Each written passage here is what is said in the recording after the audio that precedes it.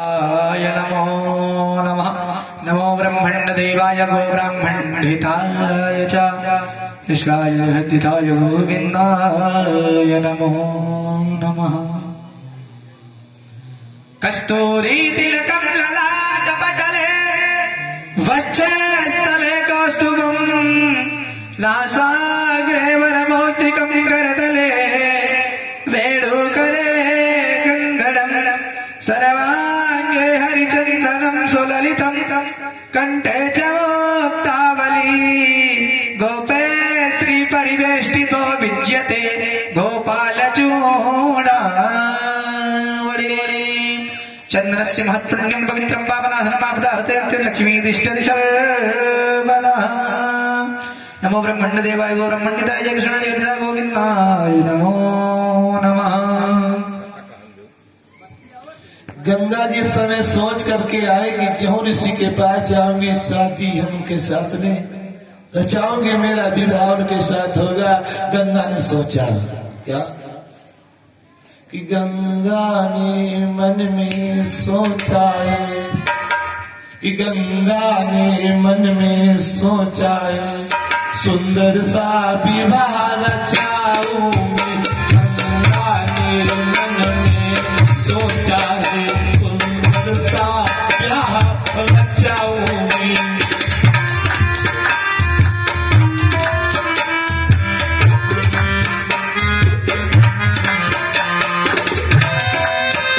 गंगा ने मन में सोचा है, सुंदर सा विवाह रचाऊंगी।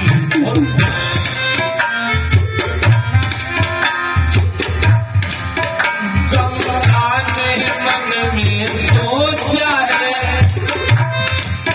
सुंदर सा विवाह रचाऊंगी। पर आकर के गंगा जी की, पर आकर के गंगा जी की आशा ना पूर्ण हो पाई। पर आकर के गंगा जी की आशा ना पूर्ण हो पाई।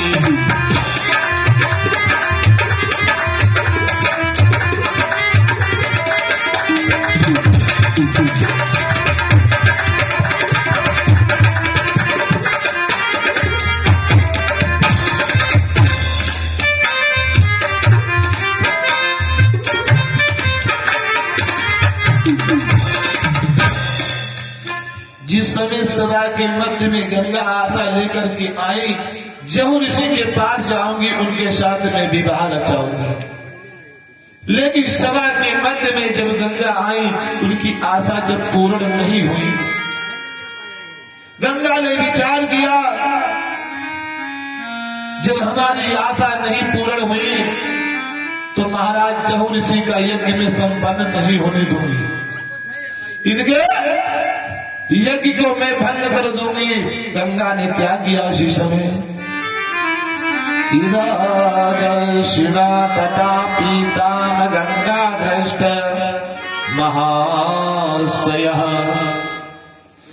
कि राजर्षिणा ततः पीताम गंगा दृष्टा महाशया उपानिन्न महाभागा दुहिव्रतवेन जहावी। गंगा ने विचार किया जब हमारी आशा पूर्ण नहीं हुई तो इनकी आशा पूर्ण नहीं होने दूंगी। आज अपनी धारा के द्वारा सारे यज्ञ स्थल को जिस समय गंगा ने डुबा दिया, महाराज जहूं ऋषि ने देखा कि हमारे जो है आज यज्ञ स्थल में जो है ये रंग भंग का खेल हो रहा है। गंगा हमारे यज्ञ को भंग करना चाहती है। तो भगवान का नाम लेकर के जिस समय आज महाराज जहूं ऋषि ने क्या किया कि ले करके प्रभु का नाम वही, ऋषिराज ने क्या किया कि ले करके वही, कि ले करके प्रभु का नाम वही गंगा को पान किया।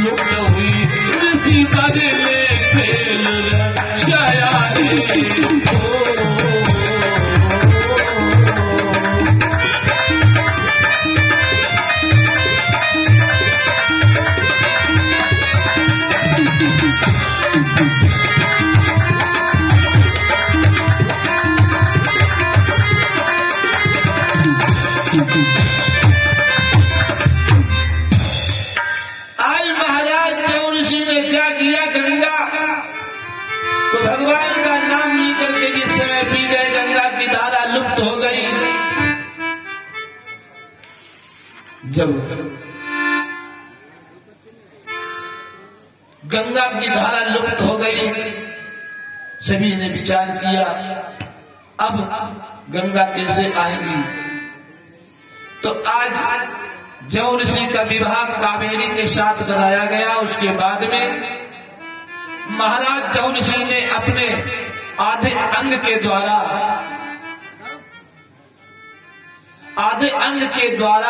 गंगा मैया को जो है प्रकट किया। उसी समय उनका नाम जाह्नवी गंगा पड़ गया। बोलिए जाह्नवी गंगा मैया की।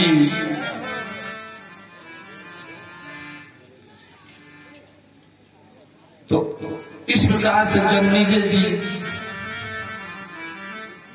को आज वे सम्पाय जी जो है कथा सुना रहे हैं।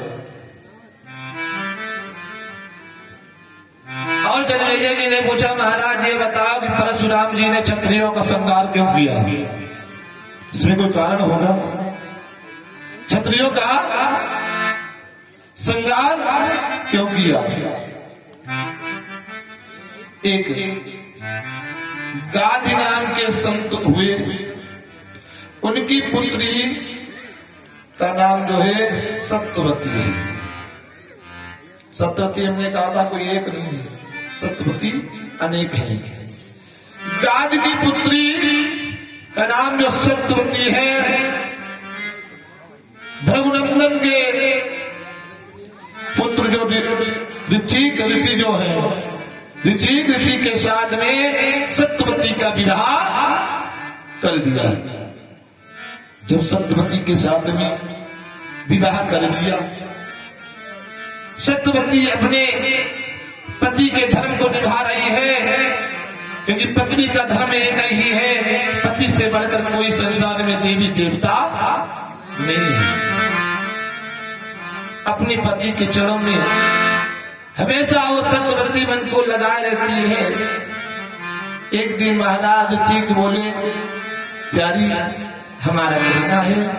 उन्होंने तपस्या के द्वारा दो चरु बनाए, दो प्रसाद जो है बनाए, और उन्होंने कहा कि ये प्रथम भाग जो है अपनी मां को दे देना, जिससे उनके संतान ऐसी होगी जो क्षत्रिय का संहार करेगी। एक जो प्रथम चरु है अपनी मां को देना, जैसे ही मां तुम्हारी चरु को ग्रहण करेंगी, तुम्हारी माता गर्भवती हो जाएगी, और जो तुम्हारी मां की उदर से संतान होगी उसके द्वारा क्षत्रियों का संहार होगा, क्षत्रिय परास्त हो जाएंगे। इधर जैसे ही ऋचिक ऋषि जो है ने कहा, तो ये दूसरा वाला प्रसाद जो है चरु है, ये अपने आप को, ये तुम्हें ग्रहण करना है।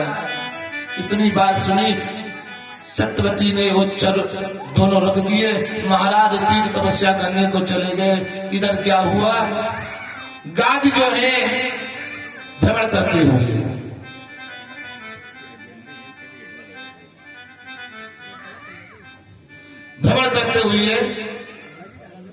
जिस समय आज अपनी पुत्री के यहाँ आए, विचार किया चलो पुत्री के यहाँ चलो देख लेंगे, पुत्री का हाल मालूम हो जाएगा, हमारी पुत्री कैसे रहती है। जैसे ही पुत्री के पास में आई, पुत्री ने अपने स्वामी के वचनों का पालन किया। जो दो चर बनाए थे माता के सामने रख दिए, लेकिन मां ने क्या किया, तपाति पुत्रम कल्याणिगत मंतम तपोनिधम क्षमात्मकम द्विजशेषम चरुरेक विदाय सती कि तवापि पुत्रम कल्याणि गतिमंतम तपोनिधम क्षमात्मकम द्विजशेषम चरुरेक विदाय सती। अपने तप के बल के द्वारा महाराज ऋचिक ने उन दो चरुओं को जो है तैयार किया, लेकिन सत्यवती ने अपनी माँ के सामने जिस समय रख दिया, लेकिन माँ ने छल किया। दोनों चर लेकर के आई। सत्यवती ने कहा, माँ इस चर को तुम्हें ग्रहण करना है, लेकिन कि माँ ने धोखा करती ना है, कि मैया ने धोखा की ना है, और चल वही बदल भी ना है।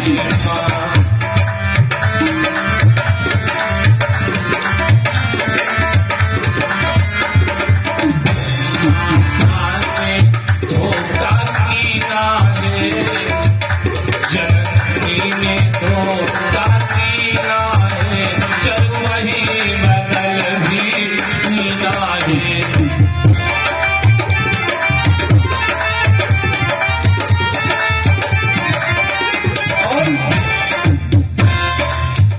जो अपना चल खाना था, बेटी के चल को गाड़ दिया। जो अपने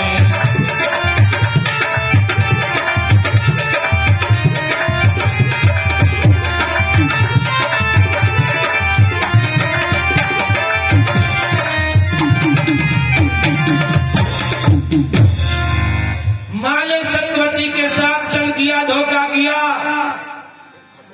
जो प्रथम चर माँ को खाना था, आज माँ ने उसको रख दिया, लेकिन अपनी पुत्री के चर को खा लिया।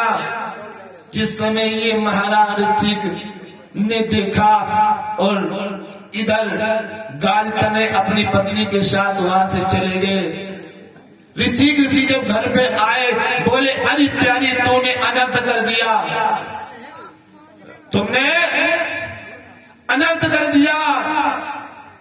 सत्यवती बोली, महाराज मैंने कौन सा अनर्थ कर दिया? महाराज ऋषि बोले, जो तुम्हारा चर था वो तुम्हारी माँ ने ग्रहण कर लिया, और जो तुम्हें माँ को देना चाहिए था वो तुमने ग्रहण कर लिया। ये तुम्हारी माँ ने तुम्हारे साथ धोखा किया। सत्यवती बोली, इन चर में खासियत क्या है? और प्रसाद ग्रहण करना था, कर लिया। महाराज ऋषि बोले, ऐसा नहीं है। जो तुम्हारी माँ को हमने फल जो चर खाने के लिए दिया था, उनके उदर से जो संतान होती वो क्रोधी होती, उसे क्रोध आता, वो क्षत्रियों का संहार करती। जो तुम्हारे जो चर दूसरा था तुम्हारे उदर में जाता, उससे बड़ा तपस्वी जो है पुत्र उत्पन्न होता। अब तो आपने उल्टा कर दिया।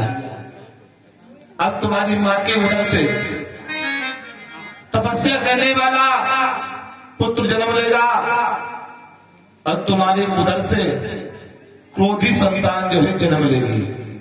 जब इतना कहा, सत्यवती ने चरणों पर मस्तक को डाल दिया, बोले, हे स्वामी, आप चाहें तो सब कुछ कर सकते हैं।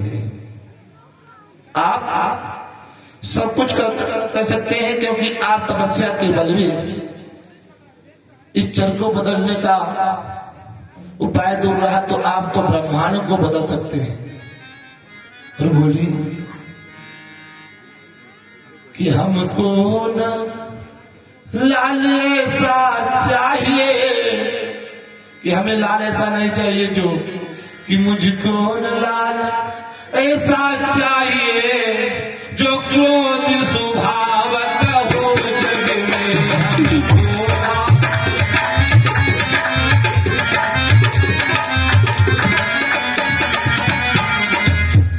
हमको न लाल ऐसा चाहिए जो क्रोध स्वभाव का हो जग में। सुंदर स्वभाव सीधा सादा, सुंदर स्वभाव सीधा सादा, एक ब्राह्मण पुत्र मुझे चाहिए।